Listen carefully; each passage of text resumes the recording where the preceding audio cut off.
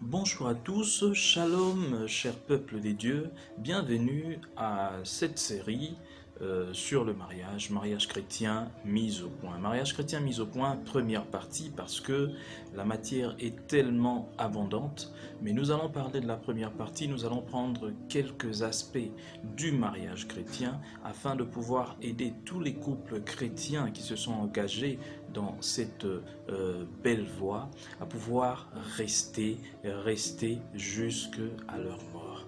Alors, mariage chrétien mis au point, c'est vrai, ça ne va pas plaire à beaucoup de gens parce que nous allons détruire certaines idées reçues, nous allons détruire certaines habitudes qui sont entrées dans notre vécu de tous les jours et qui détruisent le mariage chrétien. Nous ne voulons plus qu'il y ait des divorces dans l'Église, nous voulons que les frères et les sœurs qui se marient puissent durer dans ce mariage jusque, pourquoi pas, à leur mort. Et que les enfants ne soient plus obligés d'aller soit chez le père ou chez la mère lorsqu'il y a des divorces. Nous voulons que les choses puissent vraiment se passer tel qu'il se doit dans le mariage chrétien. Et je vous invite donc déjà à baisser vos têtes. Nous allons prier pour que ce moment de partage puisse se passer, en tout cas dans la mouvance du Saint-Esprit. Père éternel, nous te bénissons pour ce moment précieux que tu veux passer avec nous. Merci, cher Saint-Esprit, toi qui es Dieu, de rester avec nous, de nous conduire, d'être celui qui parle, d'être celui qui nous convainc, afin que le mariage chrétien ne soit plus un mariage où le diable fait ce qu'il veut, mais un mariage où toi, Jésus, tu es là, tu t'installes et tu diriges. Merci de pouvoir nous aider, d'être avec nous dès les débuts jusqu'à la fin de cette première partie. En ton nom, Jésus, nous avons ainsi prié. Amen.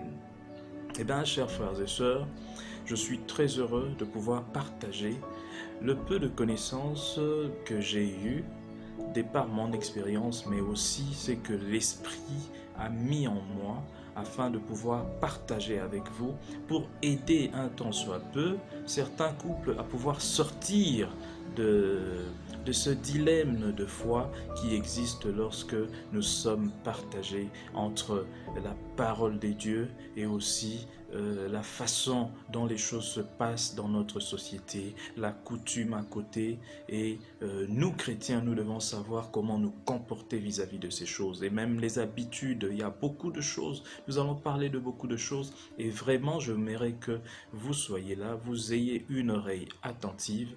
Je ne suis pas expert en mariage, moi aussi comme vous, je me laisse enseigner par le Saint-Esprit. Et le Saint-Esprit m'enseigne avec beaucoup d'humilité. Je viens devant vous, avec mes peu d'années d'expérience dans le mariage, vous offrir ce qu'il y a de mieux pour que vous puissiez avoir des mariages qui durent jusqu'à votre mort.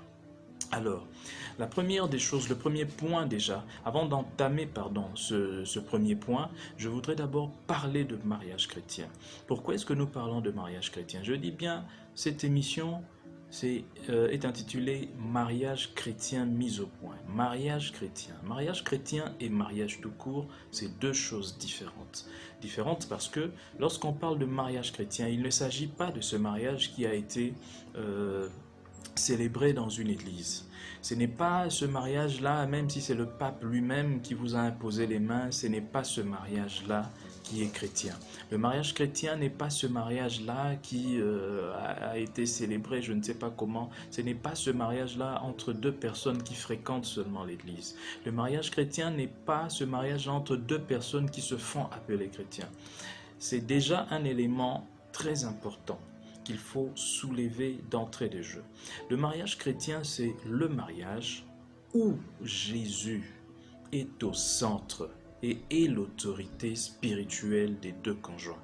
Je dis bien le mariage chrétien, c'est le mariage où, ou bien le mariage dans lequel Jésus est l'autorité spirituelle numéro un et dirige, si je peux dire, les deux conjoints. C'est-à-dire ces deux conjoints se soumettent à l'autorité du Christ. C'est ça le mariage chrétien. Si déjà Jésus est étranger dans votre mariage, vous ne pouvez pas qualifier ce mariage de mariage chrétien. Même si vous avez été béni par le pape tel que vous l'appelez Saint-Père, ce n'est pas un mariage chrétien. Même si vous avez été béni par le plus grand pasteur de votre pays, ce n'est pas un mariage chrétien. On n'est pas chrétien tout simplement parce qu'on fréquente une église, on n'est pas chrétien tout simplement parce qu'on chante dans une chorale ou parce qu'on se fait appeler chrétien. On est chrétien parce qu'on a décidé d'accepter Jésus et de suivre tout ce que Jésus nous dit. Ça veut dire de se conformer à la vie de Jésus. Chrétien vient du mot Christ qui veut dire comme Christ, ça veut dire je vis, tel que Galate le dit, ce n'est plus moi qui vis, mais c'est Christ qui vit en moi. Ça veut dire c'est une personne qui est régénérée, qui a changé, qui est transformée. Et le mariage entre deux personnes régénérées, c'est ce qu'on appelle un mariage chrétien. Je pense que je l'ai dit en des termes plus clairs, en tout cas déjà pour ça. Alors, mariage chrétien mis au point. Pourquoi des mises au point? Parce que nous avons remarqué que ces derniers temps, depuis quelques années, il y a beaucoup de divorces dans le milieu chrétien. Le divorce devient quelque chose d'acceptable dans le milieu chrétien. Et d'ailleurs, il y a même des pasteurs, des femmes des pasteurs et autres qui proposent le divorce lorsqu'il y a mésentente entre deux conjoints. Et ça, je le condamne d'entrée de jeu. Vous n'avez pas le droit de proposer le divorce à deux personnes qui ont été unies en Christ, et surtout si ce sont des chrétiens. Et je rappelle bien, il n'est pas dit que si vous êtes chrétien, né de nouveau, vous ne serez pas tenté de divorcer. Il n'est pas dit que si vous êtes chrétien, né de nouveau, vous ne serez pas combattu. Vous serez combattu. Vous serez combattu de tous bords par le diable. Vous serez tiraillé. Et vous pouvez aussi être tenté de divorcer. Et voilà pourquoi cette émission vient, parce que il y a des ennemis du mariage chrétien. Il y en a beaucoup. Il y a des prérequis, il y a des habitudes, il y a des idées reçues, tout ça. Prérequis, et idées reçues, c'est la même chose. Il y a beaucoup de choses que nous devons détruire dans notre façon de concevoir la vie dans le mariage et dans la société, surtout ici en Afrique, parce que je suis africain et je parle tout justement donc aux Africains. Votre humble serviteur, que je suis serviteur de Dieu, l'évangéliste Lino, est aussi comme vous. Je suis fait de chair et de sang et je vis aussi, et je suis marié bien sûr, je vis aussi dans le mariage. Alors, déjà, la première des choses qu'il faut briser, c'est l'autorité spirituelle parentale sur la femme. En Afrique, ce qui détruit peut-être 60% de divorces, la cause de 60% des divorces dans les mariages chrétiens, c'est tout simplement l'autorité spirituelle parentale de la femme, sur la femme, qui n'est pas détruite. Une femme qui se marie n'est plus sous l'autorité spirituelle de son père, n'est plus sous l'autorité spirituelle de sa mère. Il faut briser cela. Même si sa mère est pasteur, même si son père est pasteur, sa mère peut être prophétesse ou je ne sais pas quoi, elle ne peut pas garder sa fille sous son autorité spirituelle.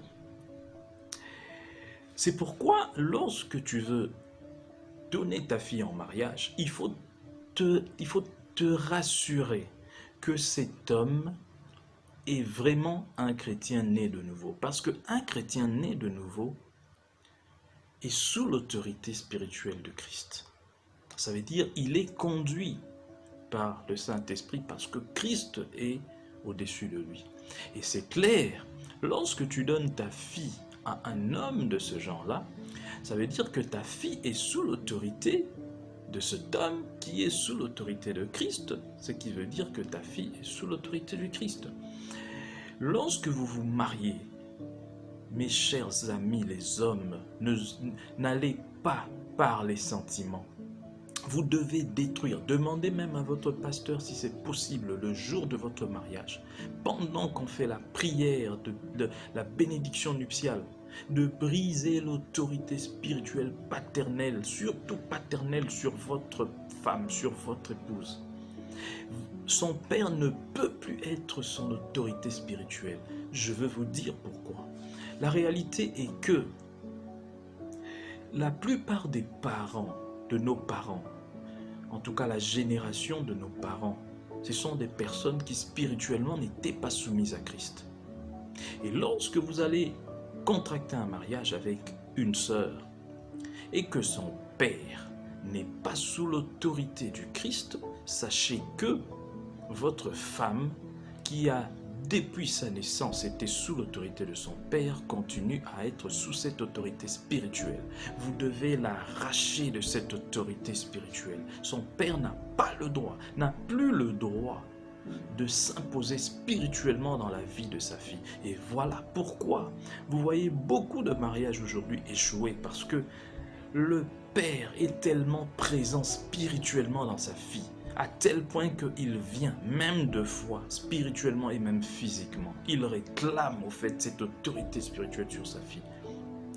Je détruis toute autorité spirituelle, paternelle sur quelconque femme qui me regarde en ce moment. Ton père n'a plus le droit, au nom de Jésus, n'a plus le droit d'exercer son autorité spirituelle sur toi. Tu es sous l'autorité spirituelle de ton mari. Je te fais quitter au nom de Jésus. Jésus doit être votre autorité spirituelle. Il doit être au-dessus de vous. Alors, il faut déjà briser cette autorité. Briser cette autorité. En le faisant, vous ne péchez pas. Le père ne peut plus continuer à exercer cette autorité, cette pression spirituelle sur sa fille. Ça ne peut pas se faire. Il faut briser cela. Soit alors, si vous voulez vous marier, c'est-à-dire contracter un mariage traditionnel, ce n'est pas un mariage chrétien. J'ai dit dès le début que le mariage chrétien, c'est le mariage où les deux acteurs, les deux époux sont soumis au Christ, sont nés de nouveau, régénérés, sont des chrétiens. Pas des chrétiens parce qu'ils vont à l'église, parce qu'ils, je sais pas, non. Des chrétiens parce qu'ils ont donné leur vie sérieusement à Christ. C'est ce qu'on appelle un mariage chrétien. Vous devez détruire, je dis bien, si vous ne l'avez jamais fait, c'est le moment maintenant. Je vous donne, en fait, cette opportunité, cette chance de pouvoir détruire cette autorité. Soumettez-vous seulement à l'autorité de Christ. Mettez-vous à genoux là où vous êtes, hommes et femmes. Mettez-vous à genoux et priez, priez. Je prie pour vous en ce moment. Je détruis cette autorité, cette main de votre Père, cette main spirituelle de votre Père qui est sur votre tête. Ô femme mariée, j'enlève cette main au nom de Jésus. Il n'a plus le pouvoir. Je le rends nul et sans effet au nom de Jésus. Et je te fais entrer sous l'autorité spirituelle de ton mari. Je te fais entrer sous l'autorité spirituelle de ton mari, qui lui aussi a autorité spirituelle, Jésus-Christ. Vous deux, vous êtes soumis au Christ, au nom de Jésus. Alors la deuxième chose qu'il faut briser, ce sont des idées, des affirmations dangereuses, mais que nous gardons de foi ici, en Afrique surtout. Entrer dans la famille de la femme. Chers frères et sœurs, chers frères surtout qui me regardez, les hommes, une idée très dangereuse qui peut vous détruire vous et puis même vos enfants, votre progéniture, vous détruire même votre vie et même votre vie spirituelle, ça peut détruire. Je vais vous dire comment. Ne dites plus que j'entre ou bien je suis entré dans la famille de la femme. L'homme entre dans la famille de la femme, non pas pour y rester, mais pour aller prendre sa femme, sortir et aller avec elle dans leur maison. Si vous commettez l'erreur de dire que je suis entré dans telle famille, je suis dans telle famille, eh bien, sachez que lorsque vous entrez dans cette famille et que vous affirmez, vous professez de votre bouche que vous êtes entré dans la famille de votre femme, vous êtes sous l'autorité, nous revenons encore à la même chose, vous êtes sous l'autorité spirituelle de l'autorité spirituelle de cette famille, ça veut dire le Père. il sera votre autorité spirituelle. Je vais vous donner un exemple. Jacob dans la Bible est resté pendant combien d'années? 14 années sous l'autorité spirituelle de son beau-père. Jacob est resté 14 années sous l'autorité spirituelle de son beau-père. Si vous regardez bien la vie de Jacob, lorsqu'il était chez Laban, son beau-père, Jacob n'a pas prospéré, que ce soit sur le plan spirituel comme sur le plan matériel. D'ailleurs, les expériences spirituelles que Jacob a eues avec le Seigneur, c'était après avoir quitté Laban. Ce n'était pas dans la maison de son beau-père, parce qu'il fallait qu'il quitte d'abord. Et c'était une erreur. Bon, peut-être dans le cas de Jacob, c'était à dessein, parce que Dieu avait un plan merveilleux. Jacob devait, c'est à partir de Jacob que devaient sortir les 12 tribus d'Israël, et qu'il fallait passer par là. Mais devez-vous aussi rester 14 ans avant de pouvoir vivre des expériences spirituelles et aussi vivre la prospérité matérielle et spirituelle? Si c'est vraiment ça, bon, vous ne savez même pas. Peut-être pendant les 14 ans, vous mourrez aussi. Dieu ne veut pas cela. Il veut que tu ne dises plus que tu es entré dans la famille de ta femme.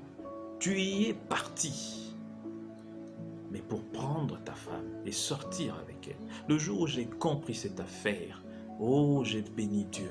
Et depuis là, je dis à tous les hommes, tous les chrétiens, de ne plus raconter ce genre de choses. Vous n'entrez plus. Et d'ailleurs, c'est malheureux pour ces hommes qui épousent des femmes en calculant. Vous voulez épouser la femme de l'homme le plus riche du pays, c'est pas un problème. Mais si cet homme le plus riche du pays, voilà comment est-ce que vous devenez, votre maison devient pratiquement un terrain de football du diable et de ses démons. Vous voulez entrer dans sa famille parce que vous calculez, vous avez tellement calculé, vous voulez épouser sa fille. Et il accepte, vous entrez. Mais vous dépendez de lui à 100%. Et vous remarquez que chaque année, il y a un de vos enfants qui part. Il y a des fausses couches par là, il y a des fausses couches par ici. Il y a la femme qui tombe malade, des myomes, des kystes. Et puis vous-même, vous ne comprenez pas, rien ne marche. Parce que vous êtes soumise à l'autorité de votre beau-père qui vous manipule, qui travaille avec votre intelligence, qui vous prend, vous malmène n'importe comment. Votre maison est telle que j'ai dit, le terrain de football du diable. Le diable vient avec ses démons, ils jouent, ils s'amusent comme ils veulent. Tout simplement parce que vous calculez. Chers frères et sœurs, chers frères, pardon, pas les sœurs, chers frères, parce que c'est vrai, il y a aussi des sœurs qui calculent, c'est pareil, mais je parle aux frères. Arrêtez de calculer. Ne vous mariez pas par profit. Dieu est capable de faire de toi un homme aussi riche que cet homme-là que tu es en train de vénérer, cet homme-là que tu es en train d'imaginer en tant que beau-père. Comment peux-tu toi-même te résoudre à ce point-là? Tant que tu n'as pas eu l'indépendance, cette indépendance spirituelle, tu ne peux pas évoluer. Le père de ta femme peut être l'homme riche du pays, mais tu n'es pas obligé de te soumettre à lui. Peut-être que tu y es entré par calcul, ce n'est pas encore trop tard, tu peux encore quitter. Maintenant tu peux quitter, je te donne cette occasion de quitter. Là où tu es, ferme tes yeux, agenouille-toi. Là où tu es, agenouille-toi. Si tu sais que tu es dans ce que je suis en train de dire, tu es entré dans une famille parce que tu voulais gagner de l'argent. Voilà, le beau-père vous a donné une maison, vous a donné des voitures, vous donne de l'argent et puis tout ça. Mais il utilise vos enfants. Alors je viens, je ne dis pas que c'est tous les beaux-pères. Il y a aussi des beaux-pères qui ont bon cœur. Tout simplement, tu as rencontré sa fille et ça lui a fait plaisir. Il aime bien ta tête, il t'aime beaucoup et il te donne, il t'offre des choses. Mais je ne parle pas de ces genres de beaux-pères. Je parle de ceux-là qui vous utilisent vos enfants et vos efforts, qui vous usent. Vous pensez peut-être être, je ne sais pas comment, non, vous êtes sous son autorité spirituelle. Je vais te faire quitter de cette autorité-là.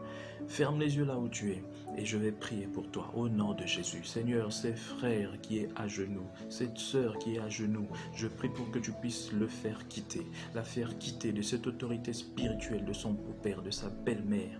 Oh Seigneur, il était entré là-bas, il ne savait pas, il avait calculé, elle avait calculé, mais aujourd'hui elle a compris, aujourd'hui il a compris. Fais-le quitter, fais-la quitter au nom de Jésus. Seigneur, je brise toute résistance, je brise, Seigneur, tout pouvoir qui le maintiendrait encore, Seigneur éternel, mon Dieu, dans cet esclavage. Il est libre au nom de Jésus.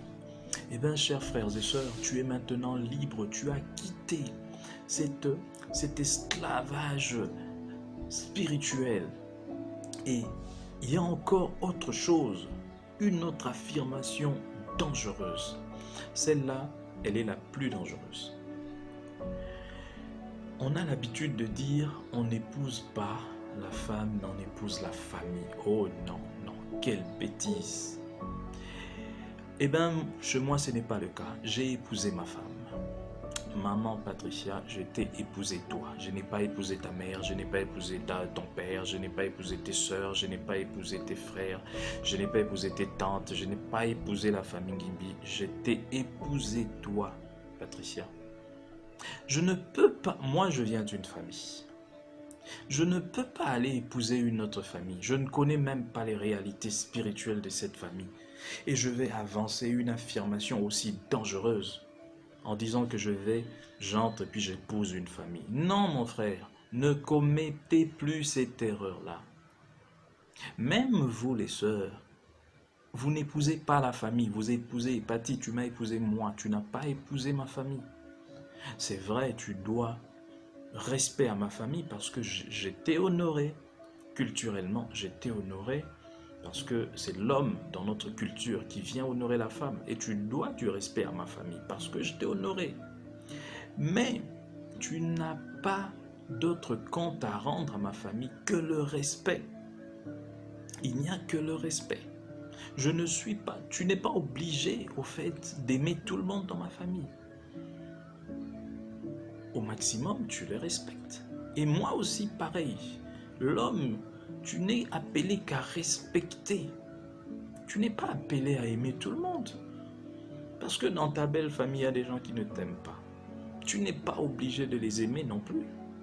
Mais tu n'es pas obligé non plus aussi de les insulter. Chacun peut se tenir dans son coin. Et tout ça, c'est parce que dans nos têtes, et surtout en Afrique, nous croyons déjà et nous disons ça, tout bonnement comme ça, qu'on n'épouse pas la femme, on épouse la famille. Je suis vraiment désolé, si ma belle famille me regarde peut-être. Je n'ai pas épousé ma belle famille, j'ai épousé ma femme. Et vous devez comprendre, chers frères et sœurs, que c'est très important.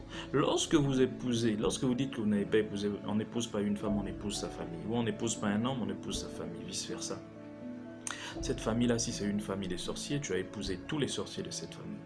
Si cette famille-là a des maladies génétiques, tu as épousé toutes ces maladies génétiques. Si cette famille-là a des problèmes mentaux, ça veut dire dans cette famille, il y a eu des fous et puis tout ça, tu as épousé ça parce que ça t'arrivera aussi. Regardez un peu comment vous entrez dans des problèmes qui vous dépassent. Pourquoi affirmer des choses qui vous rendent esclaves, des choses qui vous bloquent? Pourquoi? Pourquoi vous-même voulez aller entrer dans ce qui vous bloque? Ne dites plus cela, c'est très dangereux. Lorsque vous dites on n'épouse pas une femme, on n'épouse pas un homme, on épouse la famille, non. Même si dans le mariage, lors de la dot, les deux familles se mettent ensemble, je n'épouse pas la famille de ma femme, j'épouse ma femme. Et nous allons prier pour te faire sortir de ce mariage-là, où toi-même, dans lequel toi-même tu t'es mis. Voilà pourquoi tu as trop de problèmes. Voilà pourquoi les finances ne marchent pas. Tu es entré dans une famille où les gens ne travaillent pas. Tu es entré, toi-même tu dis, tu as épousé une famille où il y a une malédiction qui traîne depuis des générations et tu as ramassé cette malédiction. Tu dis toi-même, tu es entré dans une famille, tu as épousé, tu as marié, tu as épousé une famille où Ou c'est le diable qui siège d'ailleurs, parce que cette famille-là peut-être se dit chrétienne, mais ce sont des personnes qui spirituellement ne sont pas claires. Et voilà, tu as épousé tous ces problèmes, tout simplement à cause d'une affirmation. La Bible est très claire par rapport à la langue. Ce que nous disons là, ça a une très grande force. Une puissance se dégage dans ce que nous disons. Nous ne devons pas confesser des choses à la légère. Je prie pour que là où tu es, agenouille-toi. Je prie là pour que là où tu es, mon frère, ma soeur, je te fais quitter de ce mariage où toi-même tu es entré. Tu n'as pas épousé la famille de ton homme. Tu n'as pas épousé la famille de ta femme. Tu as épousé ton homme. Tu as épousé ta femme. Je te libère de cette oppression. Je te libère de ce mariage dans lequel toi-même tu t'es mis. Au nom de Jésus, Jésus a fait couler son sang pour que toi tu sois libéré. Je libère, je coupe tous les liens qui sont venus à partir de ce mariage, à partir de ces affirmations inconscientes. Au nom de Jésus, tu quittes là, au nom de Jésus. Eh bien, chers frères et sœurs, nous arrivons à la fin de notre première partie de mariage chrétien mise au point. Et le dernier point que nous allons survoler maintenant, le dernier point, c'est encore une affirmation. On entend dire, vous et moi d'ailleurs, dans nos sociétés africaines surtout, le mariage prend fin, mais la fraternité demeure. Comment pouvons-nous être aussi, que Dieu me pardonne pour ce que je veux dire, en tout cas, comment pouvons-nous être aussi inconscients?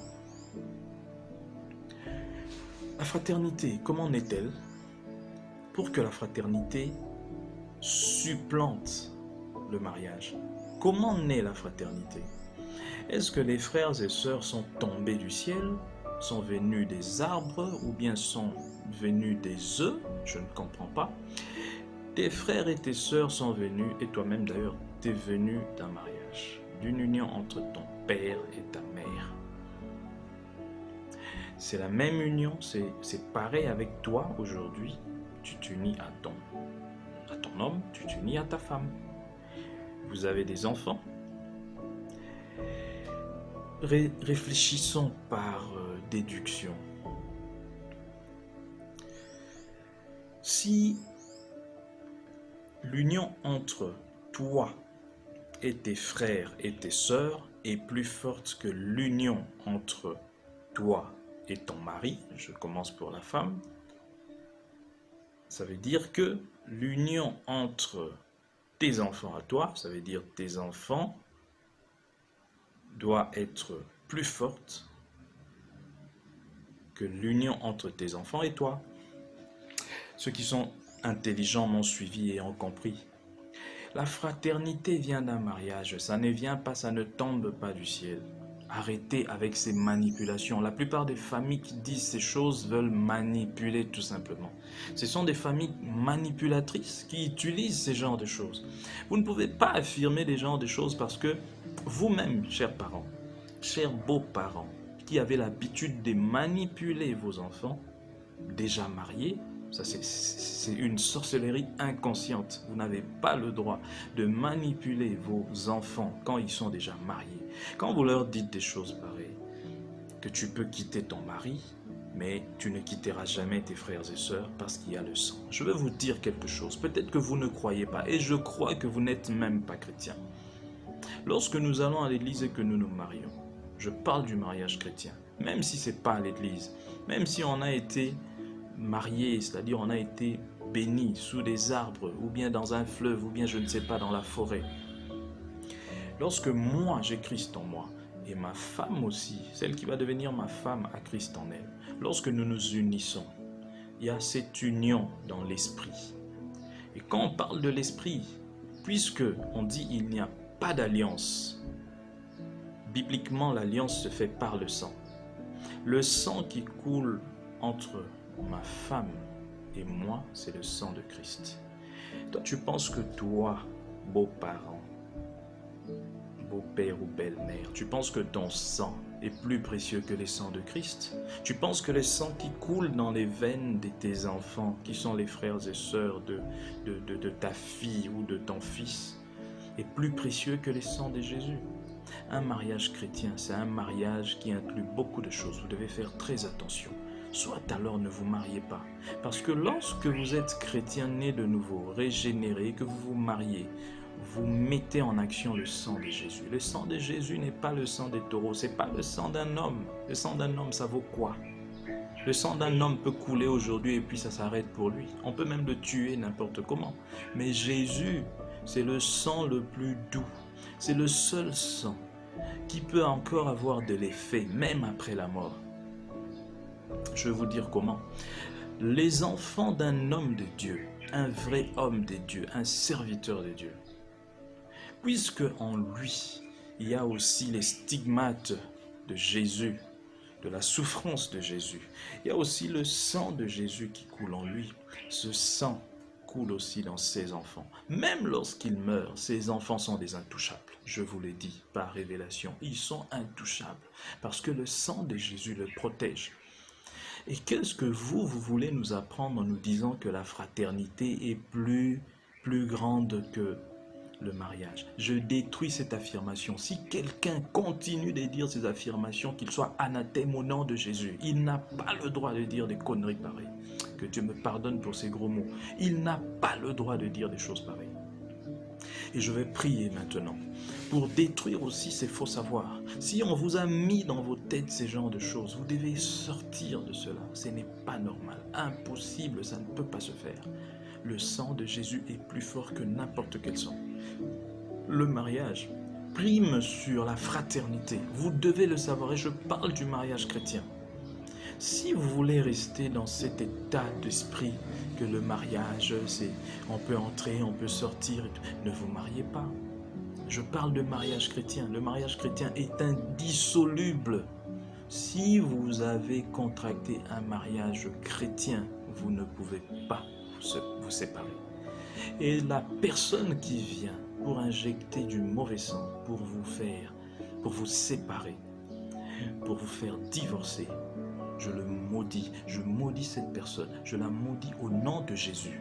Il n'a pas le droit, elle n'a pas le droit. Ce n'est pas à toi de diviser les gens. Ce n'est pas à toi de venir avec des paroles, avec la ruse pour séparer ce que Dieu a joint. Le mariage chrétien ne se sépare pas. Si tu es en train de tenter de le faire, tu perds ton temps. Tu vas mourir si tu continues. La mort est devant toi. Si tu continues à combattre les couples chrétiens, tu vas mourir.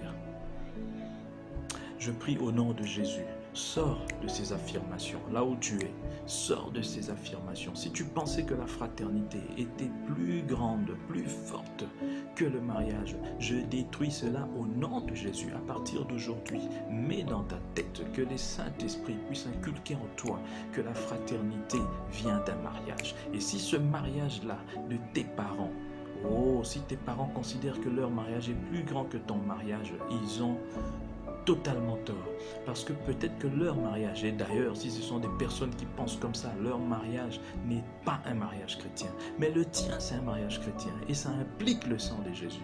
Ne prenez pas le sang de Jésus en vain, ni sa grâce en vain. Je prie pour que tu sortes de cette façon de penser au nom de Jésus. Eh bien, chers frères, bien-aimés dans les Seigneurs, le temps est vraiment